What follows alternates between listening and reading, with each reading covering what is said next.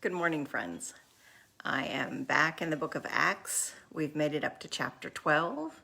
And chapter 12 is about the intrigue of King Herod. So King Herod was a puppet king. He was considered king of the Jews, which is one of the reasons he got upset about them putting it on Jesus's cross. But he negotiated with Rome to have local governorship basically over the Jewish folks who they controlled. And so King Herod would outwardly keep the rules of Judaism and be a good Jew, but inwardly he would be decadent and very much kind of following the path of Rome of over indulgences. So anyway, King Herod was also the one who had John the Baptist beheaded when he was upset, when John Baptist was banking judgment against him, sleeping with his brother's wife. So King Herod is not a man who wants to listen to prophetic vision about what God wants for the world. And he, of course, was also the one who gave Jesus over to Pilate. One of the things that's really interesting about this, I'm in chapter 12, I'm doing like the first, 18 verses, is that this marks 1 year since Jesus was arrested, because the text says that we are at Passover, which of course was an early spring event. Each year they would recognize new life in the spring lambings. But also in the midst of that is the celebration of liberation from slavery in Egypt. Hi, Barbie. I've been babbling so far. Anyway, so that's where we are. We're back at Passover 1 year later. And Jesus, of course, was in Jerusalem for Passover before, when he was arrested. I should have coffee before I do my live feed. So, as Jesus is in Jerusalem for the Passover celebration, it remembers that God freed the people from slavery in Egypt. So again, one of the reasons that he's arrested is that Rome wants to make sure that they keep the peace over the people that they're oppressing during their festival of liberation. And now it's come around another year. And so, so Herod has added up to his eyeballs with this new Christian movement. And he wants to stop them and get rid of them. So for Herod, the go-to about stopping religious zealots is to kill them. And as he did John the Baptist. And again, all of the John the Baptist followers scattered. They either left or they joined with Jesus. So he's tried this before and it's worked. Not so much this time.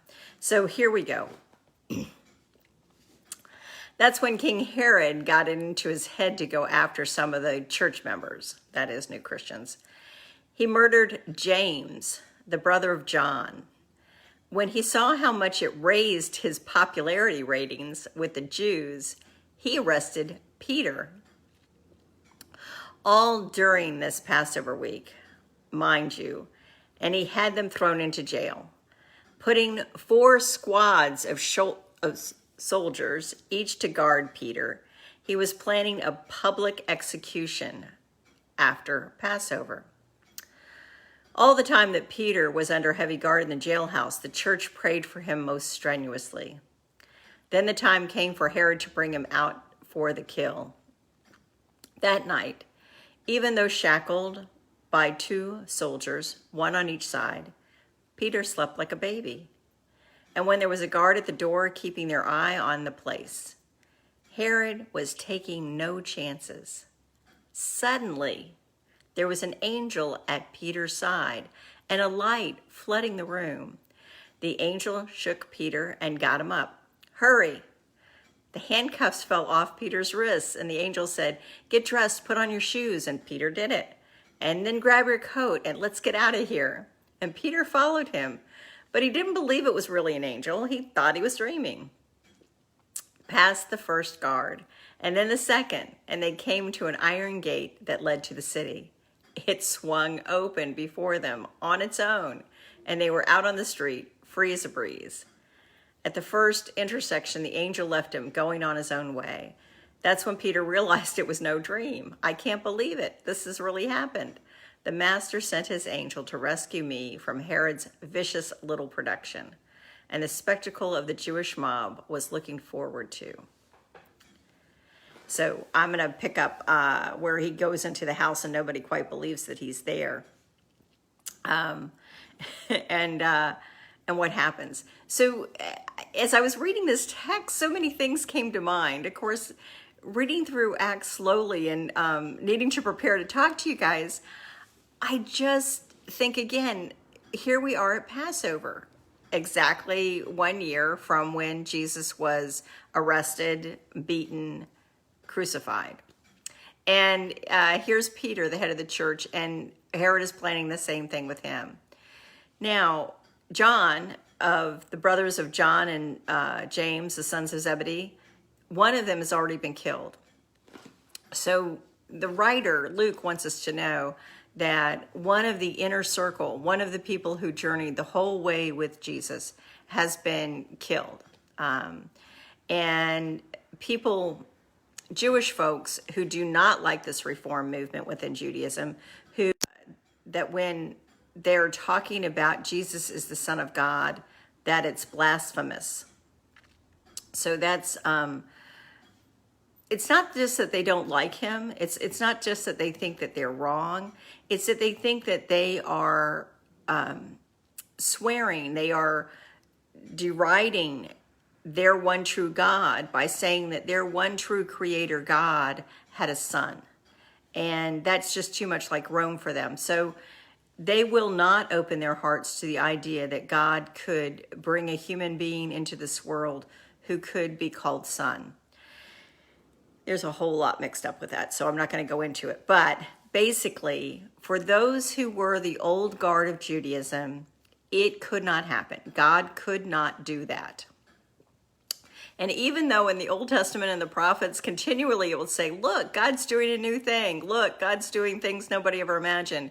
They still are very clear about the parameters of God's ability. And one of them is to not have a son who is claimed by God, and certainly not one who was killed on a cross.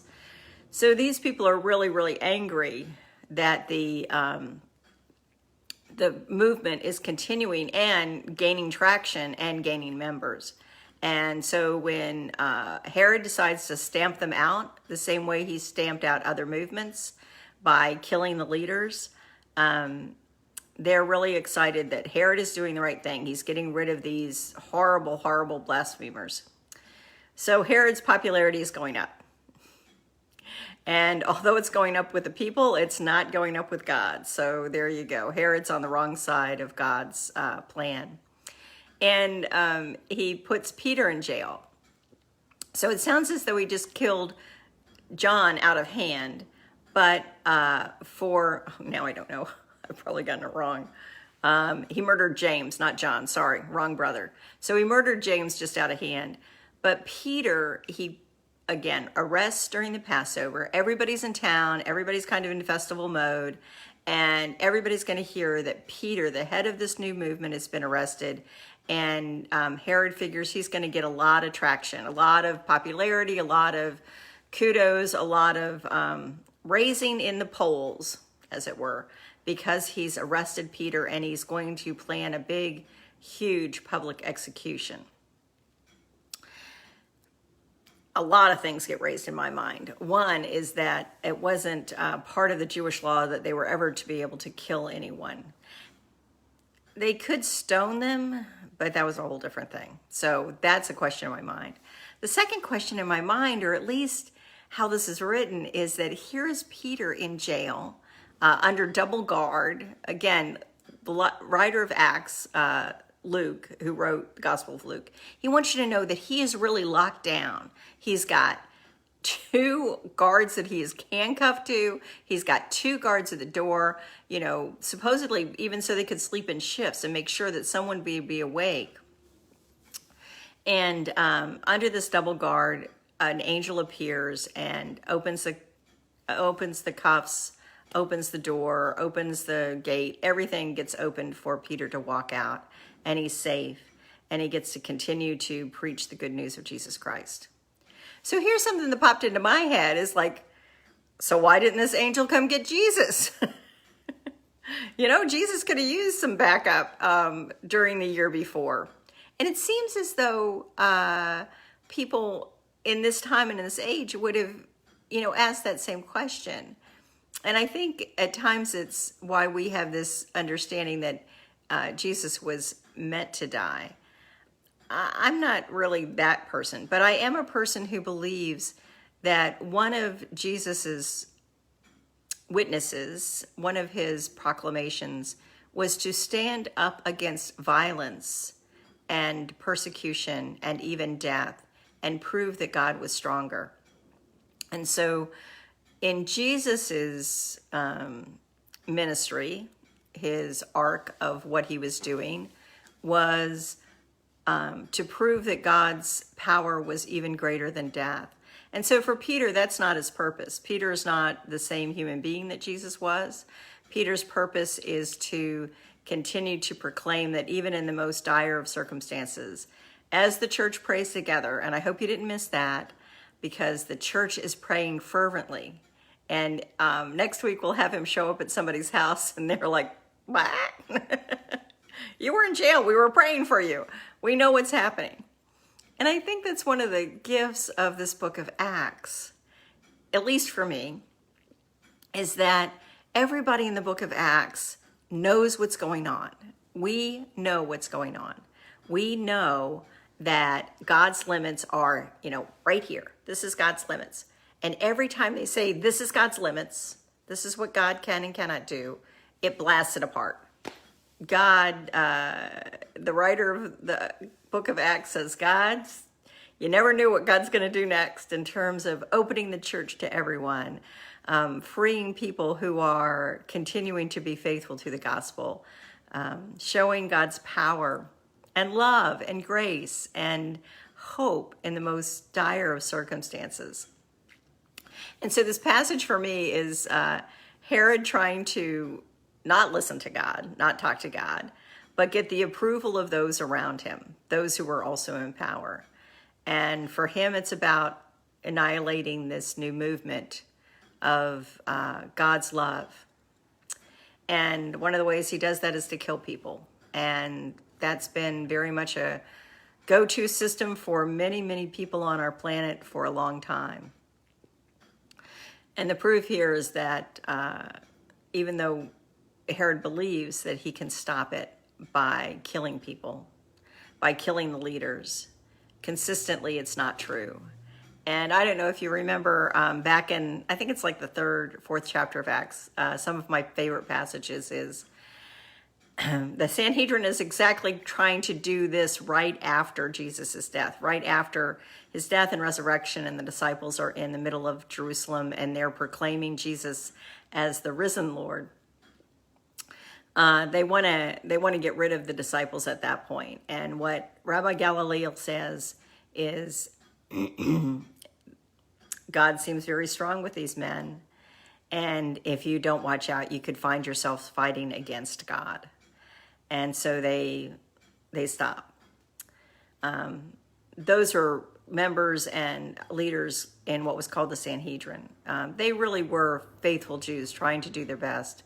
Herod, I don't think so much. I think he's very much happy and wants to protect the power that he has been given from Rome.